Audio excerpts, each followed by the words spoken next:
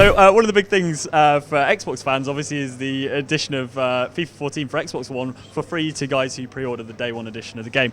Now, what's the kind of background to that deal? Because I mean, a lot of people will see it as a kind of like immediate response to kind of negative publicity after E3, but you guys have been cagey about the next gen version for quite a while now. It feels like something that's been in the offing for a while. No, it's been going for a long time, and in the same way as I remember most console launches. I've been around for all of them. Bundles happen, and this is something that Microsoft and EA have agreed to do, and it was going on a long time ago. I don't know when. I mean, it's not something that I'm personally involved in, but at the same time, it's great to get it on there for the fans and everyone that's going to buy an Xbox One in Europe gets one. So brilliant.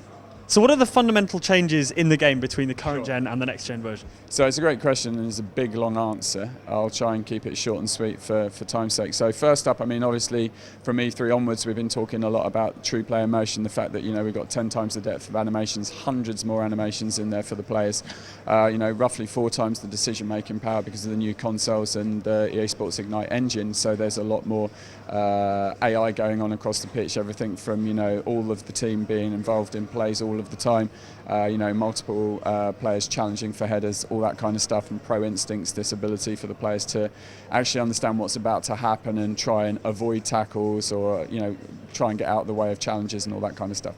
But the new stuff for Gamescom's really been about the living world, which is hopefully what people got from the press conference yesterday. This idea that due to the power of the consoles and due to Ignite, we're able to kind of introduce this atmosphere that just wasn't possible before. So everything from new camera angles, we've got 100 authentic camera angles. We spent a lot of time with Sky and ESPN, even in their broadcast trucks, talking them about what was going on and how they figure out the story of the match and everything else to make sure that they're really authentic and represent that. Through to fully 3D rendered crowds that animate and react to the play appropriately, something that if I think of the last 5 years that I've been doing these interviews, every interview is when we're going to have a decent crowd, when we're going to have you've got a really good crowd now. The fact that the presentation is seamless right the way throughout the game, so you're not going to have those cuts where the game resets to kick off or resets to corner when the ball goes out of play. The ball goes out of play. You'll see today if you get a chance to play, if the ball bounces off the sideline ad boards and comes back onto the pitch and the player's got the ball, there's two balls. Another player comes across and kicks it off, that kind of thing.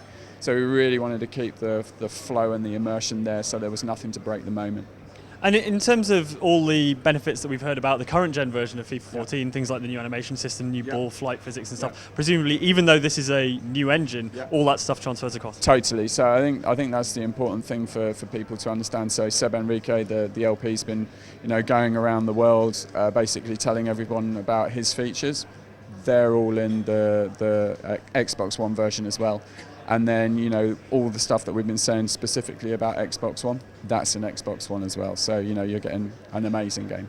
And now we're getting really, really close to release, but when's the next time we're going to hear more about sort of FIFA on next gen? Yeah, so I'm not entirely sure. At the moment, we've got this event coming up, and then we'll have some other tours ahead of launch, but I don't know the exact dates right now. All right, David Rutter, thank you very much. Cool, you're welcome, mate.